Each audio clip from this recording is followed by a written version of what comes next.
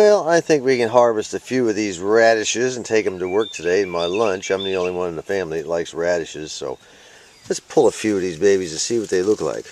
Oh, that's not bad. Not bad at all. Let me see.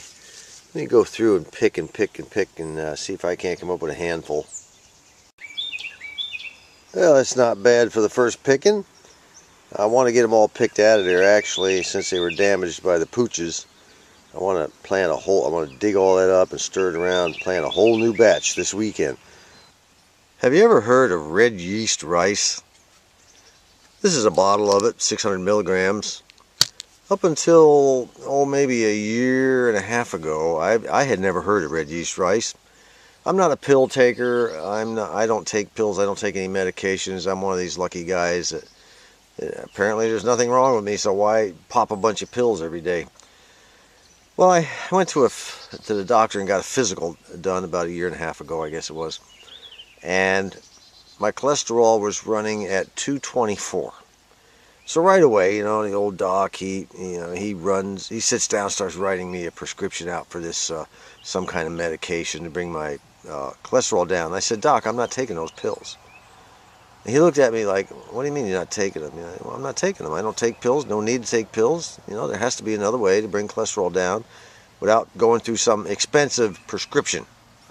And I don't want to take these chemicals and put them in my stomach. You start mixing pills together, and there's no telling what the byproduct is of all those chemicals stirring around down in there. And I didn't want to start. He said, all right, I understand. He said, here's what I want you to do then. I want you to go to Walmart and pick up a bottle of red yeast rice. What the heck is red yeast rice, He said, well, it'll bring down your cholesterol. And it's only like $9 for a bottle. Oh, okay, Doc, thanks. Well, I went home and researched it. And sure enough, according to a study they've done using, this is a natural ingredient. Apparently the Chinese or whatever it is have used it for hundreds of years or something, and it's why their cholesterol levels are a lot lower than Americans. Well, anyway, I went ahead. It says in the test that it did lower cholesterol 20% in a test study they did, and it is a natural ingredient, so I wasn't concerned too much about it. Now, it's kind of a large capsule, actually. That's what they look like. They look like little, fairly large pills or capsules. Anyway, so I went ahead and took the red yeast rice for 30 days. I take 4 a day. That's the maximum you're allowed to take. 2 in the morning, 2 at night with food.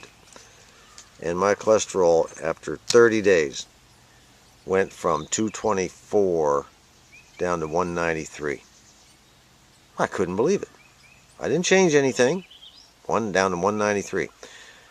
And the doc, he was real happy, and I was real happy, and the whole world was happy, and Santa Claus brought me an extra present that Christmas. Anyway, I went ahead and continued to use it, and he said, I'll see you in 90 days. And after 90 days of using red yeast rice, two capsules in the morning, 2 at night, my cholesterol is down to 184. And I did it without a prescription. And talk to your doctor about it.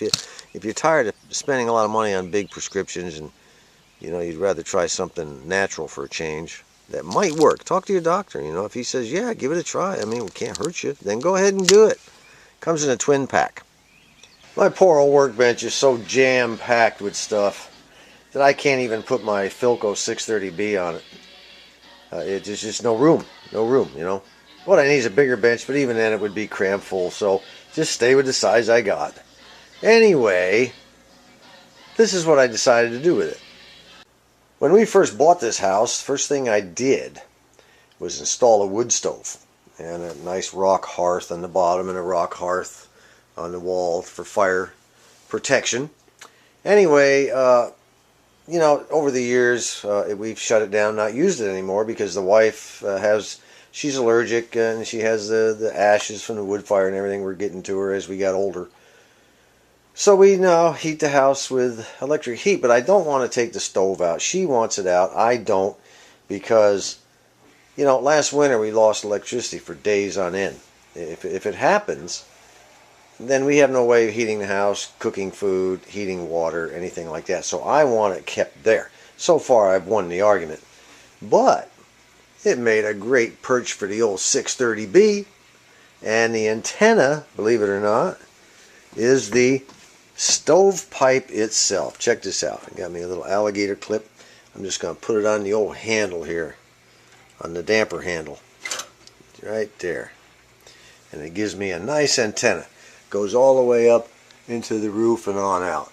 Cool, huh? And it works good. So now when I come home at night, I can crank it up sitting right there. It's off my bench, out of the way, and the old stovepipe does the job.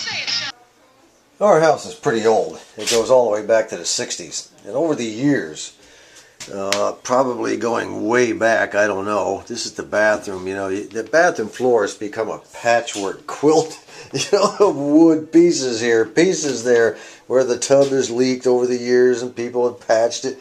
Wifey finally, you know, she said, I'm tired of this thing squeaking and creaking. She said, I want the entire floor stripped down, the top layer removed, and brand new plywood laid down, and new tile. So she took all the old tile off right down to wood. And this is going to be one of my chores. Of course, I'm going to have to cut along the wall. We're going to remove the sink, remove the toilet, remove everything. We're just going to strip the whole thing down. To help me cut around along the baseboards in the bathroom to get that top layer of wood up, I needed a little help, and this is what I got. It's called a toe kick saw. I heard about this thing several years ago, and I always wanted one. You know, this is the ideal opportunity for me to get one, and here's the way it works. It's a little 3 3/8 inch blade, and it works like this. You just run it along. This is up underneath the toe kick of the sink, you know, underneath the cabinets down on the floor. And he's running that, but it cuts flush right up against the wall. And there it is in the flesh. Little 3 3/8 inch blade. Comes with the Allen wrench for changing the blade in the center, like so. And then they also give you a second set of brushes, which I thought was pretty cool. Well, that either means, you know, they're really thoughtful folks, or the brushes that are in there aren't worth a crap, so they gave you a second set so you wouldn't be all upset. Anyway, there she is. Yeah, she's fairly light. It doesn't weigh that much, but of course you don't have to pick it up because it sits right on the floor as you run it along. Pretty neat, huh? I like it. For those of you who have never heard of Ray Bethel, B-E-T-H-E-L-L, this is him. This guy, he's in his 80s, and he's an amazing character. There is, just to kind of give you a taste of what he does, if you've never seen what he does, go on YouTube and search for Romancing the Wind, Ray Bethel. Romancing the Wind, Ray Bethel. I don't want to ruin it for you, or I'd show it to you right now. But I'll tell you what, if you really want to have a good YouTube experience, this is the man to go to. If you know, have the wife there, or let the kids watch it with you. He's an amazing person. They say his skin is like leather, but I want you to watch that. You know, I never ask anybody for anything, you know, but this is one time I want you to take the time. Romancing the Wind, Ray Bethel. That's the name of the YouTube video. It has begun. I got the first piece of wood out there. I remember now, there's a total of 8 different pieces of wood here, to include one in the bottom of the closet down there. I remember I replaced this one and this one myself. They had rotted out, and that's a piece of thin paneling I had to put down in there to even the floor up so it would match the thickness of the original wood, because the wood has swelled up over the years. Also, you know, the thickness years ago can't be bought nowadays, so I had to make some adjustments. But anyway, let's see what we can do with the rest of it. The original flooring in this house was particle board. It's since been outlawed as you know, the top floor, and or the top flooring, and it's gone bad completely over the years. So what someone else has done, they apparently covered this entire bathroom floor with a thin piece of plywood, and it probably worked real well until it started to rot out again. And then people began to, you know, cut pieces here, cut pieces there, and we were right back in the same boat. Well, no more of this. The good stuff's going down this time. We've even got a layer of masonite down here, or what's called hardboard, you know. Alright, we're making some progress. But, you know, I've been at it for a while now. Interesting thing that when people do floors, they'll put a patchwork in, put a patch in, they'll use 100 nails to nail it down. Can't figure that out. Anyway, it's break time. Well, that old particle board just does not want to cooperate. Every time you get a shovel underneath it or anything like that, it just breaks up into little pieces.